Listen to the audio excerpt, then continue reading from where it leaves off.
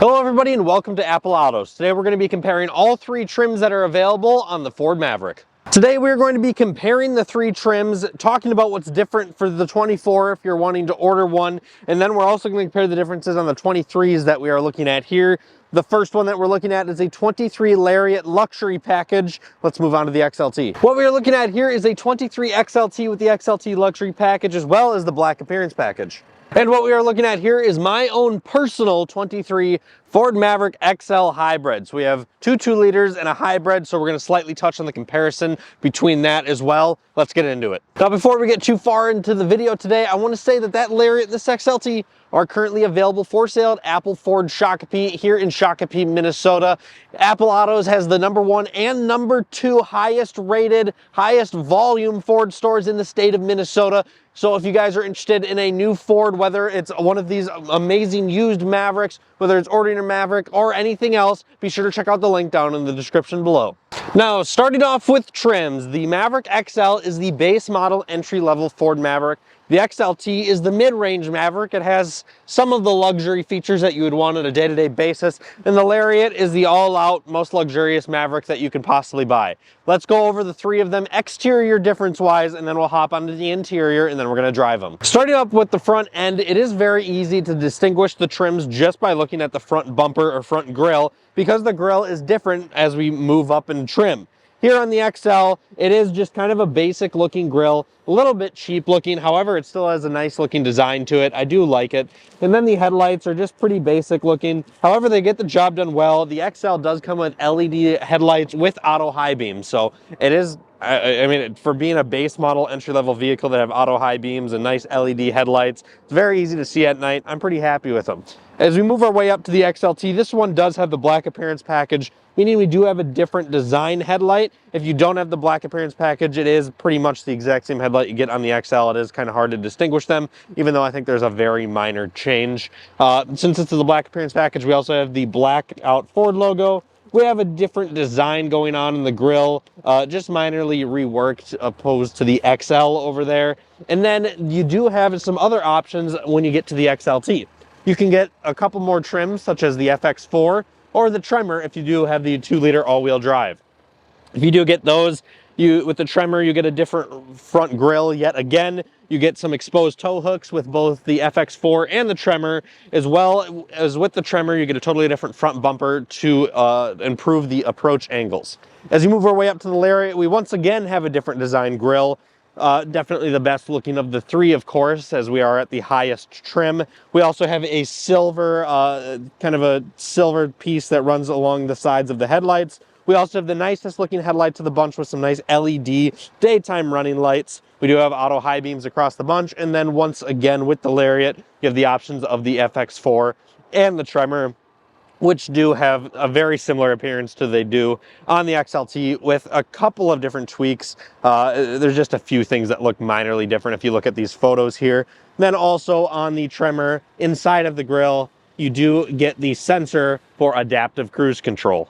Moving on to the sides of the Mavericks, let's start off with the XL. The first thing you're gonna notice to distinguish the XL from any other trim is they only come with steelies. There's no other available option for wheels on the XL than the steelies, which I don't mind. I don't think they look terrible, but they do look cheap. There's no doubt about it. As you move your way up, there's all types of different options on the XLT and the Lariat. The FX4, there's different wheels. With the Tremor, there's different wheels. Black appearance package, there's different wheels. So there's all types of different choices as you move your way up. The next way of distinguishing the trims, of course, is this badge here on the side. As you move up in trims, it actually looks like the exact same, just hard plastic piece here on that fender. However, it just says XL, XLT, and Lariat, but the Lariat they put in chrome, which makes it just that much more elegant, I suppose. As we move our way back from that, we have the mirrors. This is the thing that I hate most about my XL, and there's not much that I have to say bad about this vehicle. It is an amazing vehicle, especially at the price point that it is at.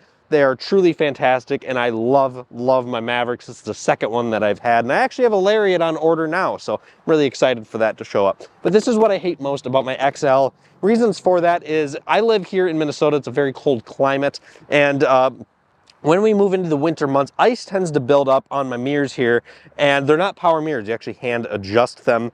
and ice builds up. They move around because of the ice, and then they get stuck frozen in place. So they kind of get frozen in a spot where you can't even use your mirrors, which is quite frustrating. Then of course they're not heated, so you can't defrost that. And they don't look the greatest either. They're just kind of hard plastic. I don't mind the looks, it doesn't bug me, but it's just more the functionality of them, and it's kind of a safety component. So when ice builds up on them and they move, it makes it a little bit challenging to use in the winter months. Then the door handles here, we actually have the exact same door handles that you will find on the XLT. They're just kind of a hard plastic door handle, but they're pretty solid feeling. I do like the door handles. They work great.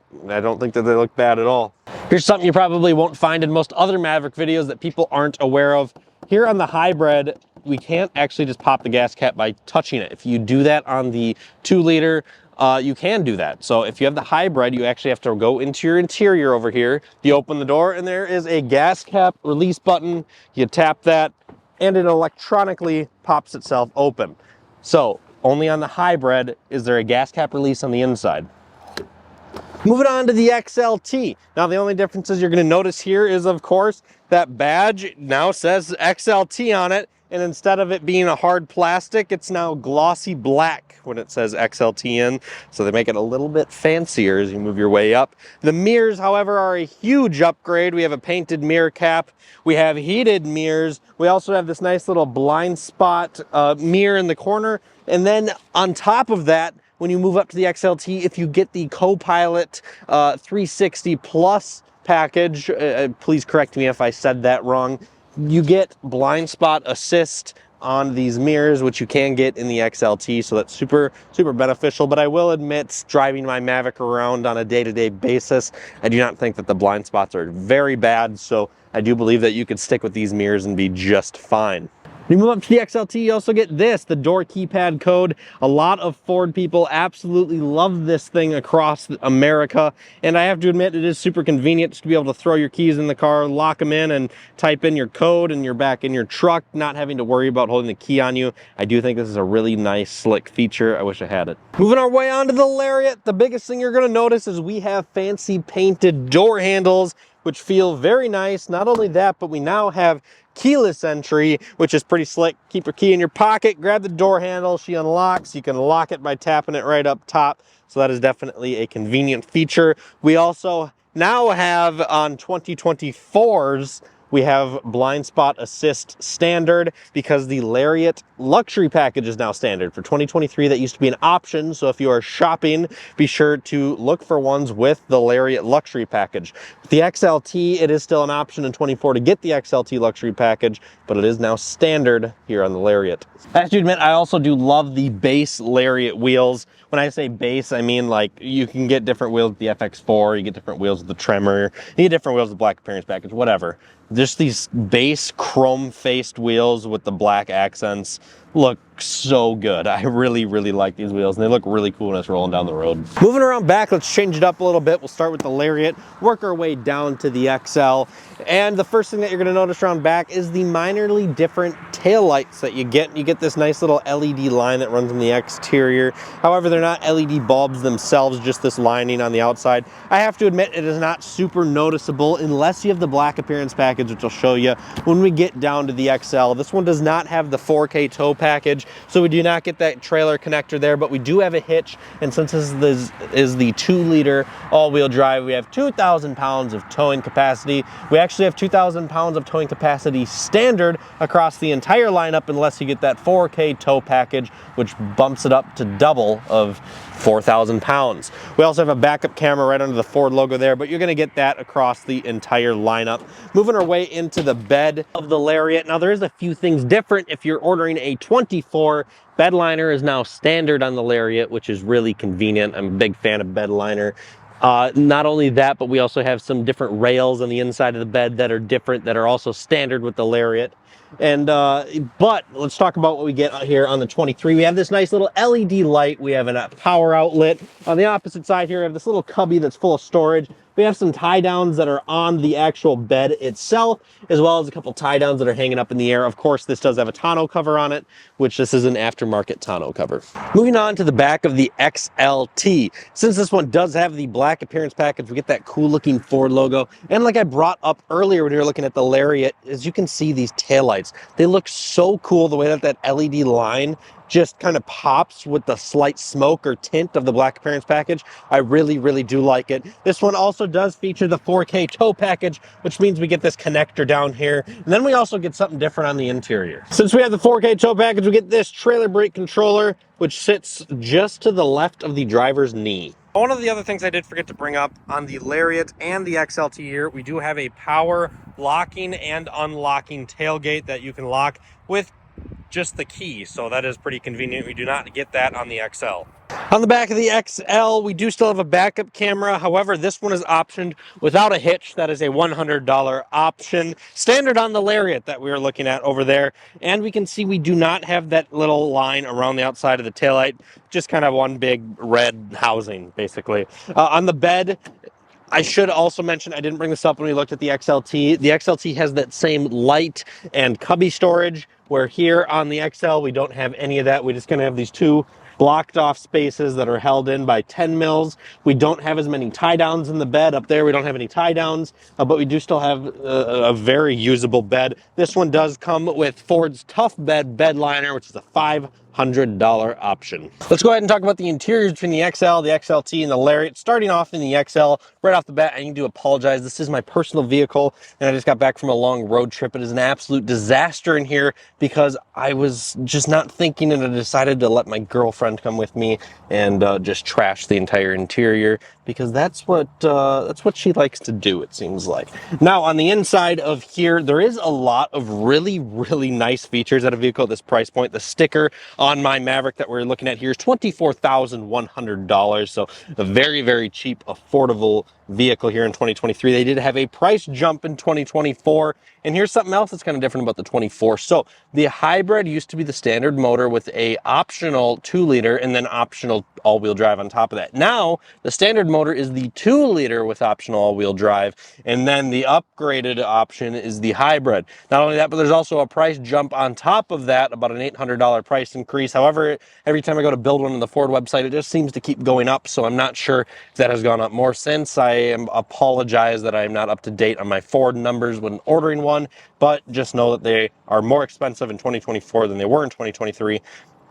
But of course, it is quite a challenge to get one new at sticker because these vehicles are just very, very hard to come by. However, if we do have a new one come in here at Apple Valley Ford or Apple Ford Shakopee that is available, it is going to be sold at sticker. We sell all of our vehicles at sticker, so be sure to continuously check our inventory, give us a call in, get on our wait list in case we have something call in or come in that falls through. Be sure to get in contact with us in that way. Now, on the interior of the XL, another thing I really don't like about my XL is the steering wheel. So on the XLT, you actually get the steering wheel as well, unless you get the XLT luxury package where you get the leather wrapped steering wheel. I do not like the way that the steering wheel feels in the hand. It's very cheap feeling, but it gets the job done well. On the 2022s, the XL didn't even come with cruise control. It was so base. Now on the 2023s, they changed that. And now all Mavericks come with cruise control standard. So I do have cruise control here, but it has a lot of just normal features that are normal on new vehicles that are very, very convenient, such as auto hold. So when you come to a stop, the vehicle holds itself. You don't have to hold the brake. I really like that. The auto high beams, Apple CarPlay, Android Auto through this screen. It is without using Apple CarPlay and Android Auto, the screen that is in the XL and the XLT is not even a sync system. It's another company, and it kind of looks like a sync system, but it is not. I will admit it's kind of flawed. I've had a lot of issues with it. I have to restart it consistently, but when you're just using Android Auto, Apple CarPlay, it tends to work flawlessly, and it's pretty nice. The XL and the XLT have the same audio system, so it changes when you get to the Lariat. You have a B&O audio system with some more speakers and a subwoofer. But I have to admit, just the base audio system in the XL and the XLT is pretty solid. It sounds really good, and it's a great entry-level sound system. However, one thing that I will admit, I've had multiple passengers in the back seats of my XL. My friend's got an XLT, he has the same complaint. The rear seat passengers, when listening to music, there's only one speaker on each side. So a lot of them complain about sound because they only get sound in one ear or the other, depending on what side they're sitting on. And it's like ridiculously loud for them. So I feel bad about that. And I didn't get to experience it until I actually sat back there. I have to admit it is a complaint. On the XL, we do have the cheapest set of seats across the bunch, but I do still find them plenty comfortable. I think the XLT's cloth seats are far better. They do have a lot more cushion. With the luxury package, you get power. Here in the XL, we of course just have manual controls for driver and passenger. Another interesting complaint on all of the trims is the passenger kind of sits a little bit weird. They sit higher up than the driver, and all the passengers I've had in here just kind of feel awkward sitting in there. You're sitting higher up, and it doesn't feel right. The driver's seat feels very natural. We do, of course, have a telescoping steering wheel, which is very comfortable. Storage is unbelievable in all trims. Probably one of the best vehicles with storage solutions on the entire market. It is so good in here. Now, when I talk about tech in the XL, we don't have a whole lot. We have single zone climate control, no heated seats, no heated steering wheel. Of course, like I said, you just basically Android Auto, Apple CarPlay with kind of, not gonna lie, a pointless sync system. I'm not sure that many people are ever going to use it. You can, of course, Bluetooth through it, but it's just a lot easier to use Android Auto, Apple CarPlay through that system. And that's about all that's going on in here. We've got a manual dimming mirror, no power mirrors, no defrosting windshield. That is a huge issue that I've had with this vehicle since day one that I drove it in winter. The windshield just frosts up, or it frosts up, ices up so fast, and it's impossible to clear because there's no exterior or wiper defrost is what I'm trying to say. The wipers don't have a defrost, which they do on the Lariat. They used to on the XLT luxury package, but for 2024, they got rid of that. Now it is only an option on the Lariat. I think it is a huge deal when you live in Minnesota because your wipers become unusable in the cold months very quickly. They just frost up, get ice all over them, and they're unusable. Which is too bad. You got to get out here and flick all the ice off very consistently on a regular basis. Other than that, the XL is a killer vehicle at the price point that it's at. I've put lots of miles on it, and I really like it. Moving on into the XLT Maverick. Right off the bat, I notice how much more comfortable these seats are. They have a lot more support on the butt, on the back. They're just Ford's XLT seats, whether it's their Explorer, whether it's their F-150s, their Mavericks, their XLT cloth seats are so unbelievably comfortable. I don't know how they do it. Just, they're so supportive, so comfortable. I could easily do a very long road trip in these. They are better than the XL seats. The XL seats are good. These are great. I really like the XLT seats. Not only that, but since it's the XLT luxury package, we do have power lumbar. We also have power driver seat, not a power passenger seat. We get a leather wrapped steering wheel, which feels dramatically better than that, the steering wheel in the XL or in the base XLT. Not only that, but we also add some creature comforts like heated seats and a heated steering wheel. We have a rear window, which at the time was a $100 option. Now I'm pretty sure it's standard. Please comment down below if I am incorrect on that. But it is a manual sliding rear window. We of course have the power mirrors, heated mirrors with the blind spot little mirror. And it just gains some creature comforts that the XL doesn't have. So it gains a lot of necessary creature comforts, especially if you live in a cold climate, that I find to be very necessary. The XLT is a very livable truck on a day-to-day basis that I could keep long-term, and it's comfortable to get in. You go on a road trip, simple as that. Where the XL is just missing some of those creature comforts that there's many times that I'm left wanting. So the XLT is a great mid-range truck, and I think it's a really good jump between the XL and the Lariat. Hopping inside of the Lariat, now we have a very big change. So I forgot to mention when we were looking at the XLT, that one has the black appearance package. So standardly, you do have a different interior than that in the XLT. So there's two different interior options when it comes to just kind of colors and everything. The seats are the same, but we get some different colors. When we go into the Lariat, that is the same thing. So we have some different color options. This is the non-black appearance package interior. Then there's the black appearance package interior. And then there's also the Tremor interior. That's for the XLT and the Lariat. There's some different seats between the three of them, and then mainly just interior colors. Nothing too crazy different. Now when we hop into the Lariat here, we have the most comfortable seats of the bunch that I believe. These are Active X, I believe is the name of this leather, so it's not like real leather, but they are very comfortable, very supportive. I really like the way they feel. It definitely feels like a lot more high-end vehicle. We do once again have that same leather wrap steering wheel that we see in the XLT luxury package, but we have more buttons in here that we did not have in the other ones. And let's go through those. We have adaptive cruise control. We have lane centering. We have a push start button because we have keyless entry. Not only that, but available on the XLT, if you get the FX4 or the Lariat, you can also get this screen, which is standard on the Lariat, which is this larger main dash screen, which I think looks very nice. It also gains a lot more cool features inside of it. We have some cool animations for drive modes. We have more drive modes. We also have dual zone climate control now, so passenger and driver get to choose what they like their temperature to be. We have cool bronze accents across the entire interior. We have a new system on this screen here. We have an actual sync system, Sync 3, which is a usable system with navigation, which is very nice to have, very convenient. It also works quite a bit better than the system that is in the XL and the XLT. Down below, since we do have that push button start, it kind of moves some of the main things that we have in the XL and the XLT over to the side, such as our USB-C and USB are moved off to the side. Our cigarette port is moved right to the side of the push start. And then we have this other button here, which is for our power rear sliding glass. So standard on the Lariat, we have a power rear sliding glass.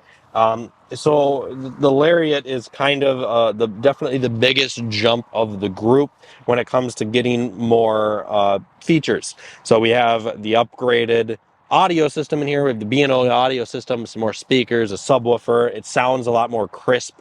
I do like it. I think it's a big upgrade. And it's in the brown on the interior. On this trim, the black appearance package and trim are get a black leather interior. I think they're pretty slick. It's a really good upgrade. I like the feeling of the Lariat. In the backseat of the Lariat, we also get for passengers a USB Type-C, a USB, and we also get an outlet, which is pretty slick. We do get the outlet in the back of the XLT as well. Now, one of the first things you're going to notice is if you drive a hybrid or a 2-liter front wheel drive is the suspension. So I'm in my XL, which is a front wheel drive hybrid. We have a totally different suspension setup, which gives the all-wheel drive a much better feel when you're driving it because you're more connected to the road. It has a multi-link rear suspension versus just pretty much a solid rear suspension that's in the XL, or I mean in the front wheel drive. So it's a much more luxurious drive, and the ride, I'm not gonna lie, is a little bit harsh in the front wheel drive models. It does make a dramatic difference going to an all-wheel drive model when you're talking about ride quality. Now, since we are in the hybrid, it is going to be the quietest of the bunch the majority of the time because half of the time that the car is running, the engine is not on. Now, I did own a 2-liter before I owned this hybrid, and I ordered a 2-liter again. But in my 2-liter that I previously owned, I was averaging on a day-to-day basis about 27 miles per gallon, 28 on a really good week. Now in this, I've put 6,000 miles on my hybrid here, and I have averaged over those 6,000 miles, 37.6 miles per gallon, and that is with quite a few road trips and highway driving above 70 to 80 miles an hour. So the hybrid truly does exceed in gas mileage when you are doing about 50 or less, because at that point, the majority of the time the engine is not running. Let's do a quick acceleration test on the hybrid here, because this is a dramatic difference when we move to the 2-liter as well. Of course, you are paying for the additional power. Based on driving the two of them on a day-to-day basis, the hybrid, once you're above 60 miles an hour, is completely gutless when it comes to power. It has nothing. I do not feel confident passing people when I am driving it. It does have a bit of road noise, but it's not terrible. It's definitely a very comfortable, livable vehicle on a day-to-day basis. But since we do have that front-wheel drive suspension, it is a bit bouncy at many times and kind of a harsh ride. But just scooting down the road, the hybrid's amazing. I love this powertrain, but it definitely doesn't have the power or get up and go that the 2-liter EcoBoost has. Just cruising down the road in the XL, however, it's just a comfortable, easy to drive vehicle. There's nothing about it that's hard to drive. It has pretty easy to see blind spots if you just turn your head. It's very comfortable. I have nothing bad to say about the XL Maverick. My goal with driving the group of them back to back is testing to see if the ride quality increases and if the outside noise decreases. So what we're looking for is a quieter ride and a more comfortable ride. Of course, it is going to change minorly with the different powertrains that we are comparing here, because the hybrid is just so much quieter when accelerating, when running, than the 2-liter is. The wheel almost does make it feel like a work truck. However, when you're just getting around town, it just feels cheap. I don't like the way it feels. There is this little ridge on the inside of the wheel that sometimes catches my finger from like the way that it like 3D printed. I know that you can kind of see it there, but it kind of catches my finger and it's sharp every now and then. It does bug me a bit. Just merging onto highway though, you never have an issue with power. It's just passing people on 2-lane roads where I wish I had the 2-liter sometimes. Hopping behind the wheel of the XLT, the first thing that you notice is with that 2-liter, how much dramatically louder that 2-liter is than the hybrid. I didn't even realize how much louder it was until driving them back to back. It is a much louder powertrain and not nearly as smooth either. It's kind of jerky, especially with the auto start stop. It's just not as smooth of an operating system as the hybrid is. Quick acceleration test out of the 2-liter. Immediately a very large difference when it comes to acceleration. I would say that the 2-liter tends to run about a 5 to 5.5 second 0 to 60, maybe 6 every now and then. However, the hybrid runs about an 8-second 0 to 60, and the 2-liter above 60, 70 miles an hour just keeps going. It pulls pretty hard. It has plenty of power to pass people, feels just fine towing. However, the hybrid definitely feels like it struggles in that area. So the 2-liter, there's no doubt about it, the additional power and the boost from the turbo make it a dramatic difference when it comes to get up and go. However, with the 2-liter, that means that we also are getting an 8-speed automatic transmission opposed to the CVT that we have in the hybrid, which also makes it just a little bit jerkier, but I have no issue with that at all. I think it runs and drives flawlessly. Let's talk about how it feels going down the road versus the XL. Right off the bat, the all-wheel drive system makes it a much more comfortable drive. And it's not necessarily the all-wheel drive system, just the different suspension the all-wheel drive system gets makes it a much more luxurious feeling ride going down the road. I have to admit, I don't think that there's any difference at all when it comes to noise canceling. I would actually say that the inside of this XLT is actually louder than the XL that we were just in, because of the knobbier aftermarket tires that the previous owner put on it. Example of how loud the auto start stop is. I don't know if you could hear that super well or not with my little iPhone microphone, but it is a much louder system opposed to the hybrid, which just stays electric that entire time. I do have to admit, however, the 2-liter does make it almost have more of a truck-like feeling powertrain just because it feels quicker. I will overall say that the wheel makes a massive difference. Just that leather touch makes it feel so much better in hand. The seats are more comfortable, but it's not a huge dramatic difference from the XL. They're both plenty comfortable going down the road. The main differences that I'm noticing driving them back to back is the steering wheel being wrapped in leather, the blind spot little piece on the mirror there. Other than that, not a whole lot is different on the inside. I also forgot to bring this up earlier, but in the XLT, we also still have a manually adjusting dimming mirror. I do really like just walking up to the Lariat, being able to grab the door handle and unlocking and just hopping right on in. The animation is pretty cool when you start it up, and you start it up right down here. I also forgot to bring up earlier, we have a wireless charging pad down here, which we don't have on either one of the other trims. That is standard on here. We also have some of these cool drive mode animation changes, which I like quite a bit. We don't have those on the other two that we're looking at today, just because we don't have that larger screen, but they're pretty cool. I like them. Even here in the Lariat, we do get a manually adjusting tinting mirror. We do not have a power tinting mirror. Hopping into the Lariat here, I have to admit, right off the bat, it is quieter, like pretty dramatically actually quieter than the XLT. It almost sounds like I'm wearing a pair of noise canceling earbuds, because I can still like kind of hear the background noise, but you can tell that it's dimmed. And I like it. It actually makes a pretty dramatic difference. And these seats are more comfortable as well. The ride quality, it does feel the exact same as the XLT, so I'm not expecting anything too crazy there. And then, yeah, I mean, it's just more luxurious, I guess. It's not too massive of a jump, but it's a comfortable ride. The updated sync system does have a much brighter screen, I have noticed, between the other two. So that looks much better. It's much easier to see in the daylight, which I do like. And then, yeah, it's crazy to me how much quieter it is. I actually didn't expect it to be this dramatic, but it does make a big difference. It is really nice having all of the info right up here on this screen on the dash. It does make it much more convenient just a quick look down and see some of that information. And the adaptive cruise control with the lane centering function is a huge, huge perk. It just makes, I mean, a lot more ease going down the highway with it kind of steering for you. I do really like it. And then not only that, but it adapts the speed to the vehicle in front of you. It's just kind of a luxury feature that's super, super beneficial. To sum it up, I think the XLT and the XL drive pretty much exactly the same. You're not going to notice any difference driving them. The seats are a little bit more comfortable in the XLT, and you get some cool creature comforts. The Lariat is the biggest jump. It gets a bit more quiet. The seats are the biggest jump, and then it has some more luxurious features that you're going to notice while driving: the adaptive cruise, and stuff like that. The blind spot assist, which of course you can get in the XLT too.